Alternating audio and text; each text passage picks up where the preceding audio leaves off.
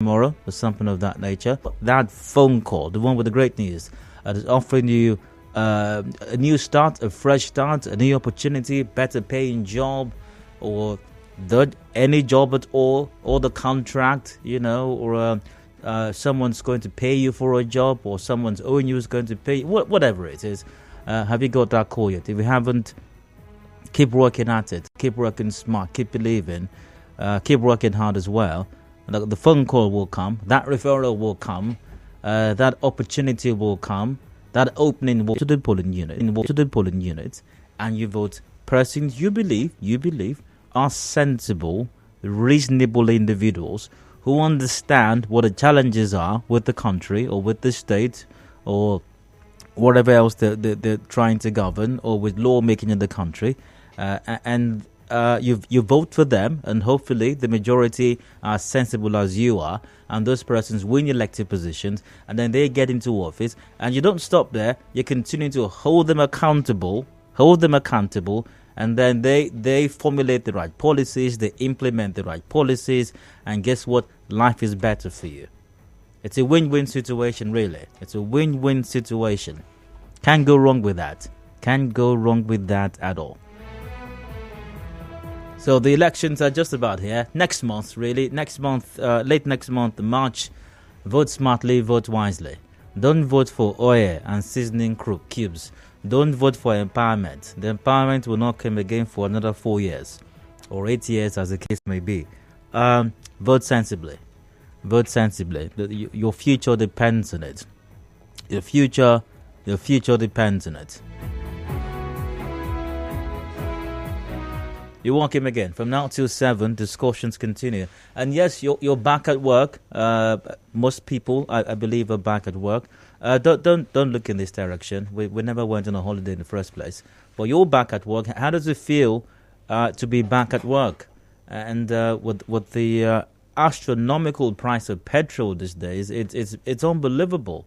It's unbelievable, really. When you think about the things that happen in this country, and I think that there's been no official word from government as to what's going on or why the situation is the way it is. It's mind-blowing, really. It's mind-blowing. And I know it's very tough for a lot of Nigerians out there, moving around, getting the job done, getting to work might be difficult these days because of the astronomical cost of petrol. If you have to fuel your vehicle, even for public transportation as well, it's terrible. It's tough. One of the reasons, once again, why you need to get the right people into office. Very important. The quality of leadership affects everything. Everything. Literally everything that concerns you is affected by that. Ponder on that and help that guide you making the right decisions come election months. Yeah. Welcome again. From now to 7, discussions continue. You're welcome to join in. I'll give you a quick rundown on what to expect on the show today, a preview of today's discussions. Let's take a quick look. I've got side comments coming up shortly. I've got a rant as well, expressing my thoughts on some major issue, and I'd very much like to get your take on mine too. And for the 7 billionth time, my side comments are not up for discussion now. They're not. My rant is. Okay, the side comments later on, after the 6 p.m. major news during the open season segment. I'll take your thoughts on all the matters discussed on the show, including my side comments. But at this time, they will not be discussed. Okay. After that, I've got a rant coming up. You can express your thoughts and mine till 4. We've got business news at 4 p.m. Let's see what comes up after that. Is electoral reporting moving from truth to untruth, or is it going from to truth? I know it sounds like a complex question again. Is electoral reporting in Nigeria moving from truth to untruth, or is it moving from untruth to truth? Regional Commissioner here in Rivers State. Remember him? It wasn't too long he left Rivers State. I'm talking about Oboy Fanga.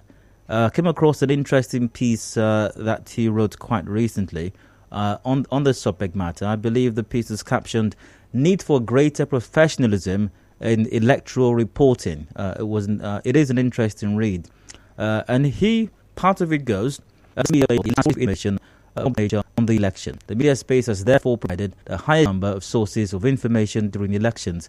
The media also benefits a lot from the electoral process in terms of content, the audience following, adverts and sponsorship. Every media comes with a code of conduct and ethics which must be adhered to. Now, those who report their sadly, the liberalization of the media space on the internet, anybody with a phone and access to the internet has become a writer, an editor, and a publisher of news, no matter the level of knowledge and motivation. We are therefore swarmed every minute with reportage that moves from the truth to untruth, misinformation, disinformation, sensationalism, and outright lies. We'll take a look at this in the 4 o'clock hour. Need for greater, the 5 o'clock hour rather, 5 o'clock hour. Need for greater professionalism in electoral reporting. Yeah, that's for the 5 o'clock conversation, by the way. So please take note, Precious and Rail. I think I made a mistake with that. That's for that conversation with Obore Fanga is for the 5 o'clock hour. Pardon me. That's for the 5 o'clock hour. Now, for the 4 o'clock conversation, generally 31 coffees and old place and empty 30 and seems to balance out today, even though I had 28 days to go actually, as against 27 days as published by this day. But here's a bit of the story. Barely 27 days to the deadline issued by the CBN for the return of the old 200 naira, 500 naira, and 1,000 naira banknotes following the currency redesign program. Analysts yesterday urged the Apex Bank to increase awareness on the initiative, especially among market women, rural dwellers, and other categories of Nigerians at the grassroots. CBN Governor Emefiele had on October 26th last year announced the central bank's resolve to redesign, produce, and circulate new series of 200 naira, 500 naira, and 1,000 naira denominations.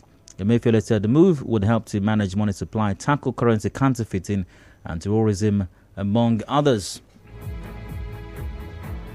He explained while the circulation of the new banknotes would commence on December 15, the new and existing currencies will remain legal tender and circulate together until January 31, 2023, when the existing currencies shall cease to be legal tenders. He insists the January 31 deadline remains sacrosanct, adding that the 100 days provided for people to deposit existing banknotes and commercial banks was adequate. But the Senate last week urged the CBN to extend the withdrawal date of old currency notes from January 31 to June 30. Analysts also, in several interviews, said the new banknotes had not been easily accessible to Nigerians since they were introduced. So, if you might remember, the last days of last year, on Hard Facts, we had several discussions on the matter of the new currency notes, the withdrawal limit, and the deadline for the old notes to become obsolete. And we're continuing that trend right now as we keep on with the countdown. The countdown to the phasing out of the old Naira notes. The countdown is on. I think it's 28 days to go. I'll be asking you in the 4 o'clock hour, what is the outlook on the deadline for the phasing out of the old Naira notes? And my specialist guest on that topic matter will join me once again today. Michael Ogba, CEO Citiamo Technology Limited, will be my guest for that conversation in the 4 o'clock hour. After the business news, of course. Now, all of this take us till 6 p.m. The Major is up at 6, headlines 5:30 p.m. After that, open season comes up, a review of all the matters discussed on the show today, including my side comments, which are not up for discussion at this time. So that's it, a preview of today's show. Stick around, join in. A reminder, we are live on Facebook.com/Nigeria InfoPH. We're live on Twitter at Nigeria InfoPH, also on YouTube at Nigeria InfoPH. The number to call at the appropriate time is 0700 923 0923.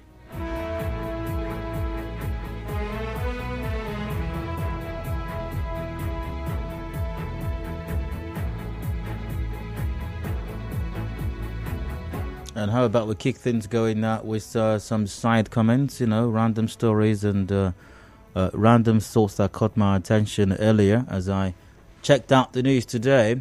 But maybe I do have to go for a quick commercial break now. A quick commercial break. When I return, the side comments come up. There's random stories and random thoughts that caught my attention. Just a few words in them.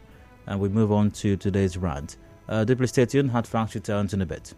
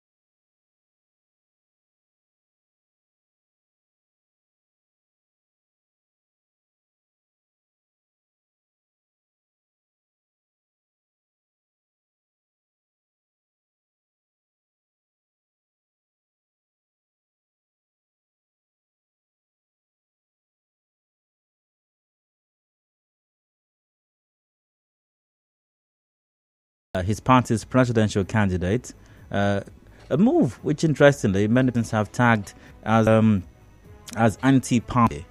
Interesting indeed, really. And it remains seen if all of this has set some kind of a precedent for the People's Democratic Party, not just at the national level, but even in Rivers State. Well, I mean, no doubt the Rivers State governor is the leader of the PDP in Rivers State, and also I think it's no secret that he plays premium on loyalty and party. Maybe at the national level, maybe loyalty and party supremacy only applies here in Rivers State. Again, it was with PDP at the national level. Like I said, just maybe a precedent has been set, and we might begin to see just maybe versions of what's playing out at the national level here in Rivers State in the coming weeks or months or maybe even years. Time will tell. But the tackling continues, and it's still interesting to see what will happen with the PDP and its presidential candidate, especially with the G5 governors. Even though I've said this before, and I think I maintain that stance, there are certain lines that can be crossed, and I think those lines have been crossed already. I don't see the G5 governors supporting the PDP's presidential candidate. Who will they support? I guess we might find out soon. Well, I think the Rivers State governor said he will be announcing that, so we're all waiting. Not holding my breath, by the way, but all waiting to see or to hear what the announcement will be. What will also be interesting, by the way, is if the other governors, other members of the G5 will support the Rivers State governor's position and who he might be throwing his weight behind as far as the presidential election is concerned. That remains to be seen as well. Time definitely will tell. But whatever it is politicians do, whether they are G5 or G27 or G54, whatever politicians do, I think it's important that the masses understand that primarily they are simply safeguarding their own interest. And for the electorate at next year's elections, I think that you should consider your own interest, your own personal interest, security, access to healthcare, education, job creation, viable business environment, increase in power and affordability as well, so that businesses can grow, industries can thrive, and all of those things, So consider what's important to you, while honorables and excellencies keep working out what's good for them as well. And I suppose they have a right to work out what's good for them also. Why not?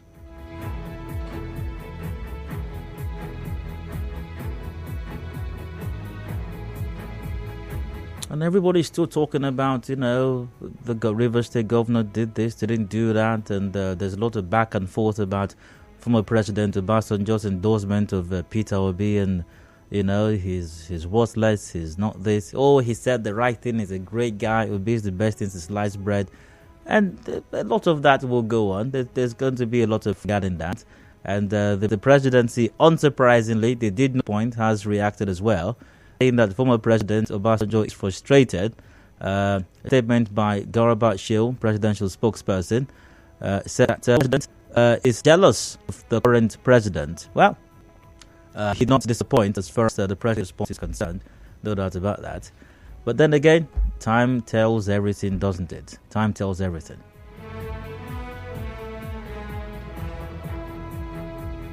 The judge will have a candidate with biometric challenges. Just a moment. Where is that story? What happened here?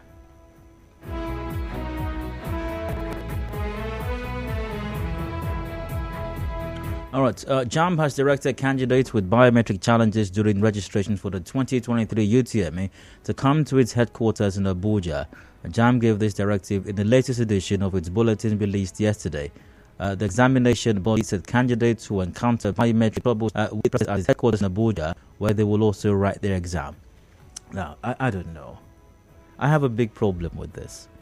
Now, JAMB has introduced the biometric, system to its exams, to the UTME for some time right now, and it's amazing to me. I mean, with the computer-based test and all of that, most problems that candidates and their parents or guardians have to contend with because they want to write the UTME.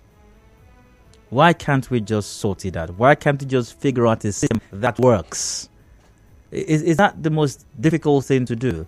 And what this means is we'll have to, they may be in different countries, in River State, they may be in Benue State, they may be in Ogun State, they may be in Lagos State, they may be in Sokoto in Zamfara, they may be in Imo State, in Enugu, they may be in Cross River, all of, and they will have to travel to Abuja to rectify this biometric process, this biometric challenges. It's not unlikely that they may have to make this trip twice.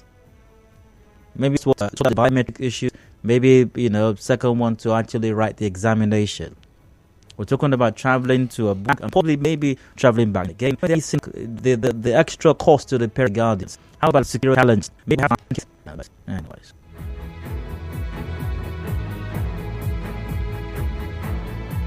I wish the students. I wish them the very best. I don't know if we should leave it in God's hands, but I definitely wish them the very best. I do. Yeah.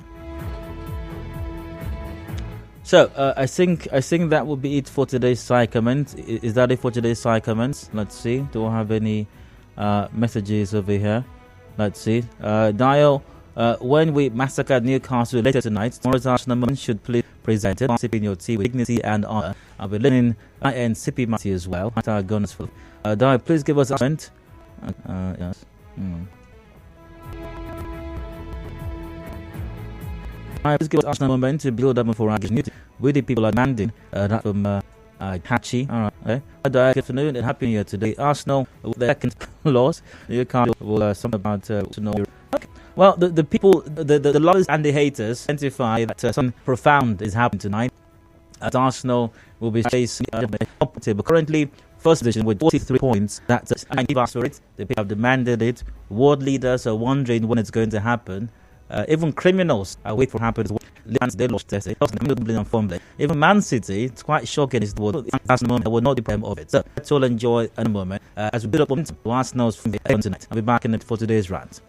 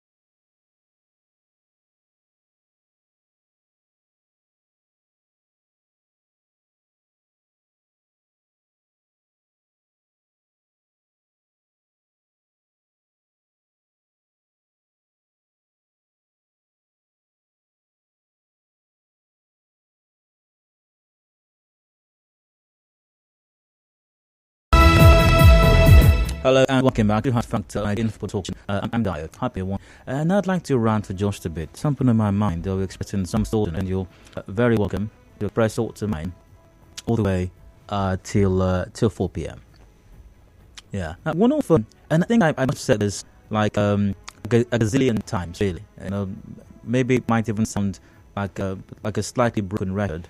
One of the most amazing, and negatively so, by the way, about the news is that people don't know anything. People don't know stuff. And there's a lot of stuff. But in certain instances, intensely so, when there is a failure of leadership, when there is failure of processes, when systems disintegrate and they break down, causing hardship to the people, whether in small numbers or in very large numbers, somehow, some way, everyone who is supposed to know what's going on or what's gone wrong with the system or with the process just somehow do not know. They all become devoid of knowledge. Nobody has an idea what's going on. Nobody knows. And unsurprisingly, even with the situation biting hard across the country, including here in the state in Port Harcourt, nobody seems to know. There is a scarcity, and wherever the petrol is being sold for astronomically higher than the official price. I think in Port Harcourt recently it's been set to sell for between 350 and 380 naira. Even though there should no attempts and explanation as to what's going on, it is exactly no official word into what agency as to responsible. Rather, different agencies appear to be doing things haphazard, just their own. It doesn't seem like there's cohesion. It doesn't seem like there's any coherence. It doesn't seem like there's any inter-agency collaboration. Figure out what's going on and address it. Time late last year, December, DS gives NNPC all marketers 48 hours to national operation and all matters to resolve the ongoing petrol prices. Peter 98 spokesperson meeting with Peter as DS7 early December. By the way, because the key point to be even recent years private dollars for the petrol over 148 now. They didn't know did they not know that this was going on? And then most recently, in what appears to be another attempt at individuals to suggest that they know what's going on, another example of the seeming half-heartedness of the entire situation again, picked the lack of collaboration, a lack of any synergy at all, specifically the oil and gas history and this particular matter. And another drastic show of that. Now, this was in our news earlier on.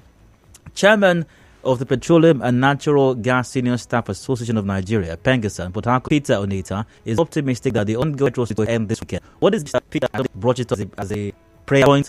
Was it? I have no idea. And why I'm saying this is, he told our correspondent, Peter Onita's association has set up a committee of scarcity and fund committee weekend. But if PENGASSAN does not was responsible for this scarcity, I will Peter Onita or PENGASSAN be optimistic that will end by this weekend. You have to go the problem or the cause of it before your solution will end. Is PENGASSAN working from the answer, the problem? But here's part of what Peter told the respondent. It's important. Those are the association, especially PENGASSAN and other raise an alarm have been based on the fact that we cannot get the one that is involved on their some efforts to be able to support the activities. Whether this is the existing usual problem that we have. Which problem? Mr. Peter Onita, refinery not working last week. The refinery is not stopped working towards the Yuletide season. Refineries have known like forever. The federal government, through the NT, has imported petrol for forever. So which problem we refer to exactly now? And by the way, PENGASSAN. What PENGASSAN, by the way? What is this youth association, PENGASSAN?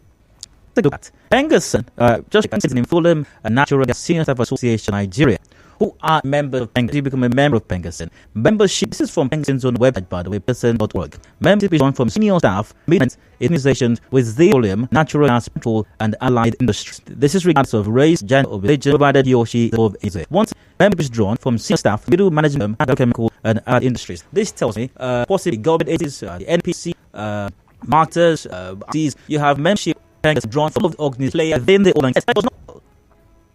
What's responsible for this? And PENGASSAN has set up a committee. Even though PENGASSAN did not know literally was responsible to stand up and that will end, or the situation will end this weekend. So I quote again, if PENGASSAN not was responsible, how is PENGASSAN able to be optimistic the situation will be resolved by the weekend?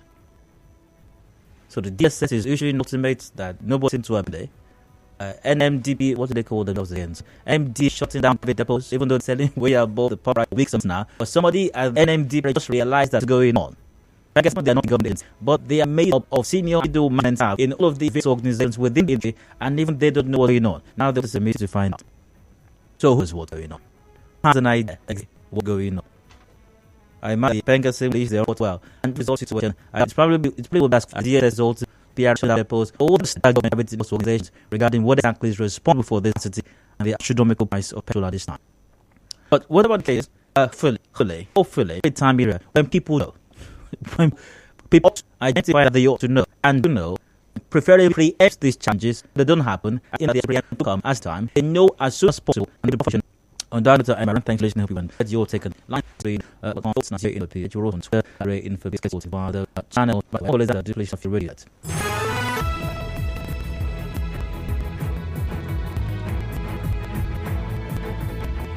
Again, this is your take on my 93093. Joining via via Twitter at Nigeria Infobitch. Live, by the way, if we're live, I think we're live on Facebook. Just on that. You know, this is actively in the digitalization of our lives and economy. This is more than truth, and you don't have to explain it. I mean, this is, even though this is what's up, I'm not going to just take your word for it because you have posted it on WhatsApp. No, so you don't have to better than. But good to hear from you, though. Again, you saw today's rant 0600 930 0923 via facebook.com/Nigeria Infopage, also via Twitter. At Nigeria Infopage. After it's indeed very shameful on the part of the government to entrust the number of earnings to the hands of independent marketers who once said how much is a bottle of beer. The fuel will be an issue that people are complaining. Should we now buy fuel? What's a wrong way of watching my beef of country? Matter of fact, very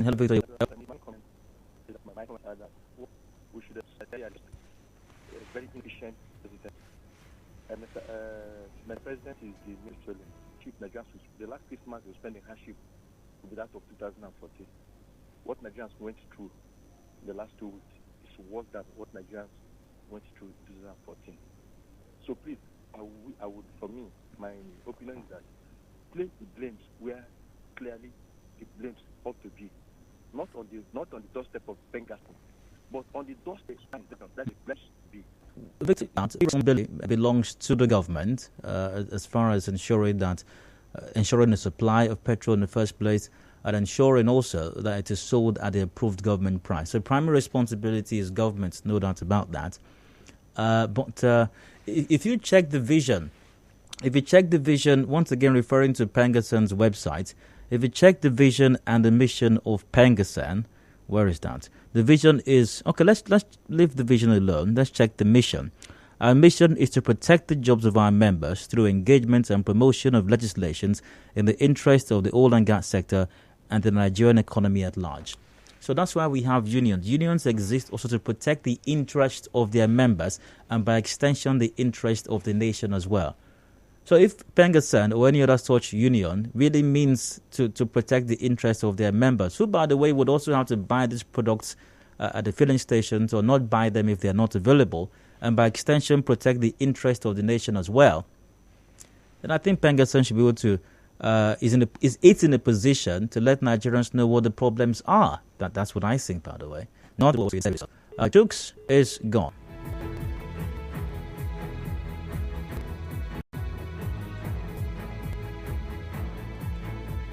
Now, you missed out the fact that our president is the head of the Petroleum Ministry. That's in Derby. No, I didn't miss that. I did mention the federal government. I mean, if I mention the federal government, I've more or less mentioned the president. I think the current fuel scarcity is being orchestrated by some big man and some unpatriotic elements. The government very unfair government to have to. It will not be anti-19 election losers, given that it's so cool. They allow them to do it by proxy you have. So there is in the country that government where it is would not know what depot and how much. Government keep an eye on how much they have and how much they sell it.